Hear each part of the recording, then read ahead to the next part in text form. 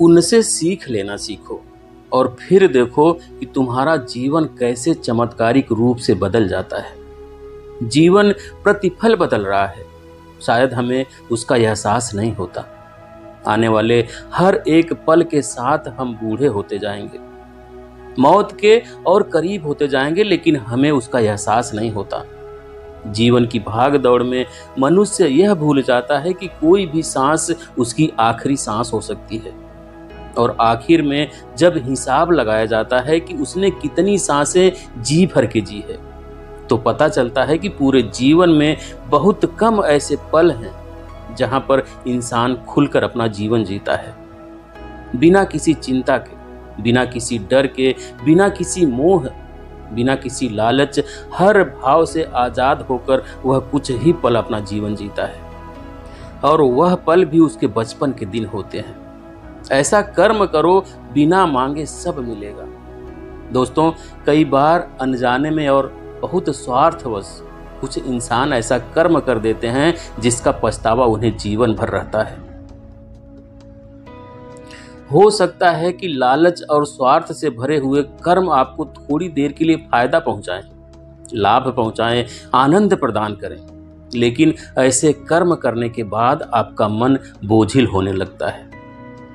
किसी को सता कर या किसी को दुखी करके उनसे लाभ हासिल करना आपके जीवन को सुखी नहीं बना सकता। सुखी रहने के लिए जरूरी है कि हम दूसरों को भी सुख पहुंचाएं, क्योंकि जिस प्रकार के कर्म हम करते हैं वही कर्म लौटकर वापस हमारी जिंदगी में आते हैं। सभी शिष्य अपने गुरु के इस उपदेश को बड़े ध्यानपूर्वक सुन रहे थे। तभी एक शिष्य ने उपदेश सुनने के बाद अपने गुरु से सवाल करता है, कहता है कि हे गुरुदेव, हमारे आश्रम में बहुत सारे मच्छर हो गए हैं। जब हम रात को सोने की कोशिश करते हैं तो यह मच्छर हमें परेशान करते रहते हैं, तो मजबूरी बस इन मच्छरों को हमें मारना ही पड़ता है। उसी प्रकार अपनी फसल की देखभाल करने के लिए एक किसान को अपनी फसल जानवरों से बचा कर रखना होता है, या फिर एक सेठ को अच्छे से काम करने के लिए अपने कारीगरों से अच्छे तरीके से काम लेना पड़ता है।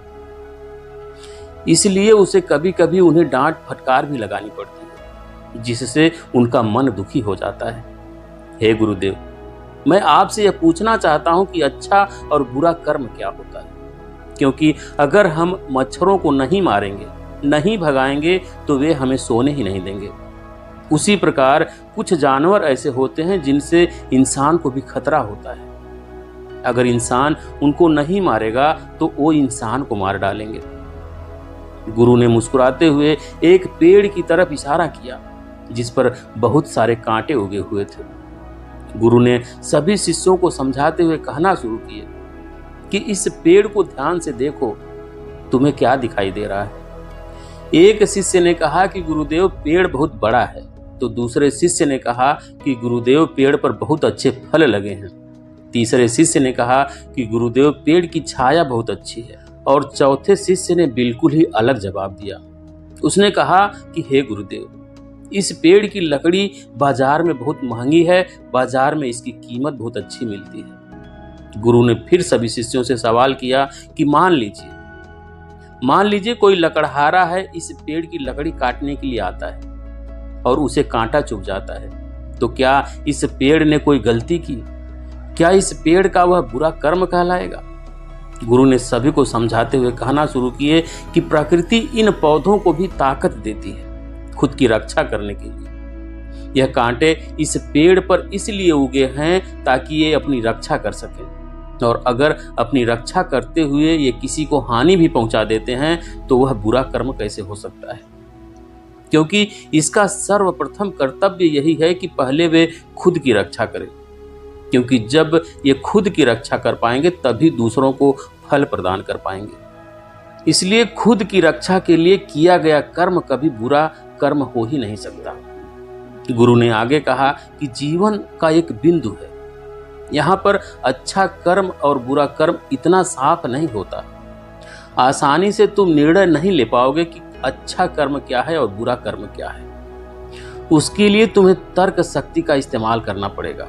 जब हम किसी हिरन को शेर का निवाला बनते हुए देखते हैं तो हमारे दिल में बहुत करुणा उठती है। उस शेर के प्रति हमारे मन में नफरत पैदा होती है। लेकिन समझने की बात यह होती है कि शेर का शिकार तो हिरन ही है। अगर वो हिरन का शिकार नहीं करेगा तो भूख से खुद मर जाएगा। तो इसमें शेर गलत कैसे हो सकता है? प्रकृति के कुछ नियम और कानून होते हैं और उसी के अनुसार संसार चलता है। अहिंसा परमो धर्म, यह कथन शास्त्रों में भी लिखा हुआ है और हम सब ने सुना होगा कि अहिंसा सबसे बड़ा धर्म होता है। लेकिन सिर्फ तब तक जब तक आपकी सुरक्षा की बात नहीं आती है। जहां पर आपकी सुरक्षा को खतरा होता है वहां पर इंसान को अहिंसा त्यागनी ही पड़ती है। अगर वो वहां पर भी अहिंसा अपनाएगा तो वो कायर कहलाएगा। शिष्य ने फिर सवाल किया कि हे गुरुदेव, तो क्या फिर मांस खाना सही है? क्योंकि मांस भी तो हम अपनी भूख मिटाने के लिए ही खाते हैं और अगर हम अपनी भूख नहीं मिटाएंगे तो हम मर जाएंगे। तो इस प्रकार तो मांस खाना भी सही हुआ। गुरु ने कहा कि एक शेर के लिए मांस खाना सही है क्योंकि उसके पास कोई दूसरा विकल्प नहीं है। लेकिन हमारे पास विकल्प होते हैं। हम सिर्फ अपने स्वाद के लिए मांस खाना पसंद करते हैं और सिर्फ अपने स्वाद के लिए किसी असहाय प्राणी की हत्या कर देना कहां से उचित हो सकता है? हाँ, तुम्हारा मांस खाना सही हो सकता था अगर तुम्हारे पास कोई दूसरा विकल्प नहीं होता, लेकिन तुम्हारे पास विकल्प मौजूद है। गुरु ने सभी शिष्यों को समझाने के लिए एक कहानी सुनानी शुरू की। उन्होंने कहा कि किसी गांव में एक चोर रहता था। चोरी करना ही उसका पेशा था। यह बात गांव में किसी को नहीं पता था कि वह चोर है। एक दिन उसकी मां बहुत बीमार हो गई और चिकित्सक ने बताया कि इसके इलाज के लिए जो दवाइयां चाहिए वो काफी महंगी आती है, इसलिए तुम्हें धन की आवश्यकता होगी। और फिर उसी रात को वो चोर एक अमीर सेठ के घर में चोरी करने चला जाता है। लेकिन बदकिस्मती से आज उसकी चोरी पकड़ी गई। जब सेठ ने उससे पूछा कि आज तक तो तुमने कभी चोरी नहीं की, तो फिर आज ऐसी क्या मजबूरी आ गई कि तुम्हें चोरी करनी पड़ गई? फिर चोर ने रोना गिड़गिड़ाना शुरू किया। हाथ जोड़कर सेठ के सामने जोर जोर से रोने लगा और रोते हुए कहने लगा कि सेठ, मेरी माँ बहुत बीमार है। अगर तुरंत उसका इलाज नहीं किया गया तो मेरी माँ बच नहीं पाएगी। फिर सेठ ने खुद जाकर उसकी माँ का हाल जाना और उसे यकीन हो गया कि यह चोरी अपनी माँ को बचाने के लिए ही कर रहा था। इसलिए सेठ ने उस चोर को माफ कर दिया। गुरु ने सभी शिष्यों से कहा कि हम सब अपने जीवन में यही तो करते हैं। गलत कर्म हम हमेशा करते रहते हैं, लेकिन जिस दिन हमारा गलत कर्म पकड़ा जाता है तो हमारे पास कोई ना कोई बहाना तैयार होता है कि इस मजबूरी से मुझे यह कर्म करना पड़ रहा है। जिस तरह तुमने मच्छरों को मारने की बात कही है, तो तुम दूसरा विकल्प भी चुन सकते थे। तुम सोते वक्त मच्छरदानी का इस्तेमाल कर सकते थे, जिससे तुम मच्छरों से बचे भी रह सकते थे और तुम्हें मच्छरों की हत्या भी नहीं करनी पड़ती। इसलिए अगर बुद्धि का सही प्रयोग किया जाए तो तुम्हें कभी गलत कर्म करने ही नहीं पड़ेंगे। तुम्हें हिंसा करने की जरूरत ही नहीं महसूस होगी। शेर एक जानवर होता है, उसके पास बुद्धि बल नहीं होता और ना ही उसके पास संसाधन होते हैं। इसीलिए उनकी मजबूरी हो जाती है हिरण को मारकर खाना। लेकिन हम इंसानों के पास बुद्धि भी होती है और संसाधन भी होते हैं और उसके बावजूद हम गलत कर्म करते हैं। तो उसके लिए कोई तर्क, कोई बहाना उस गलत कर्म को अच्छे कर्म में नहीं बदल सकता। एक सेठ अपने कारीगरों से प्रेम से भी काम ले सकता है, लेकिन अहंकारवश अपनी सत्ता को स्थापित करने के लिए वह अपने कारीगरों को डांटता और फटकारता रहता है। अपने आप को ऊंचा और उनको नीचा दिखाने का प्रयास करता रहता है और फिर यह तर्क भी देता है कि ये मेरी मजबूरी है, यह करना तो नहीं चाहता हूं लेकिन मेरा तो यही कर्म है। गुरु ने फिर शिष्यों को समझाते हुए कहा कि कभी भी अपने गलत कर्म को सही साबित करने का प्रयास मत करो। यह अहंकार का रूप होता है। आपका अहंकार जो होता है वही गलत कर्म को सही साबित करना चाहता है। वह सोचता है कि मैं गलत कैसे हो सकता हूं और यहीं पर आप अपने अहंकार को बढ़ावा देते चले जाते हैं। अगर कोई गलती हुई है तो उसे स्वीकार करो। जब तुम किसी गलती को अपने मन से स्वीकार कर लेते हो तो वह गलती भविष्य में दोबारा नहीं होती है। तभी एक शिष्य ने गुरु से पूछा कि हे गुरुवर, अगर किसी से अतीत में गलत कर्म हुए हैं, उससे गलतियां हुई हैं, तो उन गलतियों को कैसे ठीक किया जा सकता है? उन गुरु ने कहा कि सबसे पहले तो ऐसे इंसान जो खुद की गलतियों को स्वीकार कर लेते हैं वह बहादुर होते हैं, क्योंकि हर इंसान अपनी गलती को स्वीकार नहीं कर पाता। और अगली बात समझने की यह होती है कि इंसान गलतियों का पुतला ही होता है। अगर इंसान गलती नहीं करेगा तो उसका विकास कैसे होगा? गलतियां करके ही इंसान गलतियों से पार हो जाता है। अगर एक बार कोई गलती हो गई तो वह माफ की जा सकती है, लेकिन बार बार कोई गलती कर रहा है तो वह इंसान मूर्ख होता है। ऐसा इंसान बेहोशी में अपना जीवन जी रहा है और उसका विनाश निश्चित है। गलतियां करो लेकिन बार बार नहीं। पुरानी गलती को मत दोहराओ, उसी से तुम्हारा विकास हो सकता है।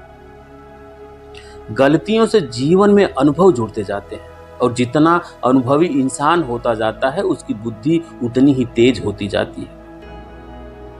अतीत की गलतियों का बोझ अपने दिल पर मनुष्य को नहीं रखना चाहिए। इससे उसका दिल बोझिल हो जाता है और वो पूरी उमंग और उत्साह के साथ कोई भी काम नहीं कर पाता। जब भी वह कोई नया काम करने की कोशिश करेगा, वही गलतियां उसके सामने आकर फिर से खड़ी हो जाएंगी और वह कोई भी नया काम शुरू नहीं कर पाएगा। और अगर वो नया काम शुरू नहीं कर पाएगा तो उससे नई गलतियां नहीं होगी, और अगर नई गलतियां नहीं होंगी तो उसका विकास कभी नहीं होगा। इसलिए गलतियों से डरने की बजाय उनसे सीख लेना सीखो और फिर देखो कि तुम्हारा जीवन कैसे चमत्कारिक रूप से बदल जाता है। जीवन प्रतिफल बदल रहा है, शायद हमें उसका एहसास नहीं होता।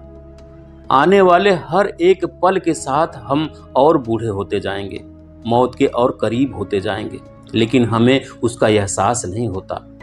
जीवन की भाग दौड़ में मनुष्य यह भूल जाता है कि कोई भी सांस उसकी आखिरी सांस हो सकती है, और आखिर में जब हिसाब लगाया जाता है कि उसने कितनी सांसें जी भर के जी, तो पता चलता है कि पूरे जीवन में बहुत कम ऐसे पल होते हैं जहां पर इंसान खुलकर अपना जीवन जीता है, बिना किसी चिंता, बिना किसी डर, मोह, लालच, हर भाव से आजाद होकर वह कुछ ही पल अपने जीवन को जीता है। और वह पल भी उसके बचपन के दिन होते हैं। बचपन के दिन बीतने के बाद हमारे अंदर कितने भारी बदलाव आते हैं यह हम सब जानते हैं। हम सब उसके साक्षी हैं। जीवन का हर एक पल मुक्त होकर जिया जा सकता है, लेकिन जरूरत होती है सही कर्मों की। कर्मों के बारे में सही ज्ञान होने पर मनुष्य के अंदर के द्वंद्व खत्म हो जाते हैं, और जब द्वंद्व खत्म होते हैं तब शंका मिटती है, और शंका मिटने के बाद इंसान का एक नया जन्म होता है। आज तक हम शंका यानी संख्या में ही जीते आए हैं। ये खरीदो, वो ना खरीदो, इससे बात करो, उससे बात ना करो। हर चीज में हमारे दो पहलू होते हैं। हमारा हर विचार बटा हुआ होता है, इसलिए हम कोई भी निर्णय पूरे मन से नहीं ले पाते। हर निर्णय आधा अधूरा लेते हैं और इसीलिए हमें अपने जीवन में कभी सफलता नहीं मिल पाती। लेकिन एक बार अगर आपको समझ में आ जाएगा कि क्या सही है और क्या गलत है, तो आपके मन से सारा संशय दूर हो जाएगा, और वह संशय दूर होने के बाद आपको सफल होने से कोई नहीं रोक सकता। अपने विवेक का इस्तेमाल करना सीखिए, बुद्धि का उच्चतम प्रयोग करिए, तभी आपको पता चलेगा कि क्या सही है और क्या गलत है। हर समय सही और गलत का निर्णय इतना आसान नहीं होता, क्योंकि दुनिया में, असल दुनिया में सब कुछ इतना साफ साफ नहीं होता। हमें चुनाव करना पड़ता है, हमें अपनी बुद्धि का प्रयोग करना पड़ता है, विवेक का इस्तेमाल करना पड़ता है, तब जाकर हम निश्चित कर पाते हैं कि क्या सही है और क्या गलत है। और यकीन मानिए, अगर आपने सही कर्मों की धारा पकड़ ली तो आपका जीवन धन्य हो जाएगा, क्योंकि जीवन में जो करने योग्य होता है वही सही कर्म होता है। लेकिन अधिकतर लोगों को सही कर्म का मतलब ही नहीं पता होता। कर्म तो हम सभी करते हैं, लेकिन परिणाम हर किसी को नहीं मिलता। परिणाम सिर्फ उन्हें ही मिलता है जो परिस्थितियों के अनुसार सही कर्म करने का साहस दिखाते हैं, जो चिंतन करके ये जान पाते हैं कि कर्म का सिद्धांत क्या होता है और अलग अलग कर्मों का हमारे जीवन पर क्या असर पड़ता है।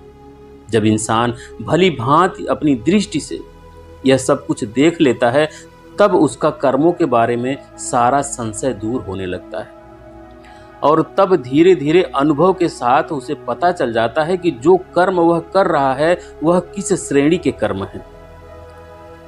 क्योंकि कर्म की 3 श्रेणियां होती हैं: उच्चतम श्रेणी, मध्यम श्रेणी और न्यूनतम श्रेणी। जो मनुष्य बिना किसी लालच, मोह या द्वेष के कोई निर्णय करता है, कोई कर्म करता है, तो ऐसा कर्म हमेशा उच्चतम श्रेणी में आता है। और जो इंसान दूसरों को दुखी करने के लिए अपनी मोह माया, अपनी लालच और अपने द्वेष से अभिभूत होकर कर्म करता है, वह न्यूनतम श्रेणी में आता है। अब आपको खुद आकलन करना है कि जो भी आप कर्म करते हैं वह किस श्रेणी में आते हैं, और अगर वह श्रेणी न्यूनतम है तो उसे उच्चतम श्रेणी में लाने का प्रयास कीजिए। तभी आपका जीवन बदलेगा, वरना तो जीवन भर आपके कर्म आपको प्रभावित करते रहेंगे, आपको दुखी करते रहेंगे। अपनी बात को खत्म करते हुए गुरु ने आखिर में कहा कि जो भी गलतियां करो, होश पूर्ण करो, बेहोशी में नहीं। और होश जीवन में तभी जागृत होता है जब तुम ध्यान की अवस्था में प्रवेश करते हो। इसके बाद सभी शिष्य अपने गुरु के निर्देशों के अनुसार ध्यान में प्रवेश कर जाते हैं। तो ये थी आज की कहानी दोस्तों। आपको कैसी लगी कमेंट करके जरूर बताएं। वीडियो को लाइक करें, शेयर करें, और चैनल पे अभी नए हैं, चैनल को सब्सक्राइब नहीं किए हैं तो प्लीज़ चैनल को सब्सक्राइब करें, बेल आइकन भी प्रेस कर लें ताकि आने वाली सभी वीडियो का नोटिफिकेशन सबसे पहले आपको मिले। वीडियो देखने के लिए बहुत बहुत धन्यवाद।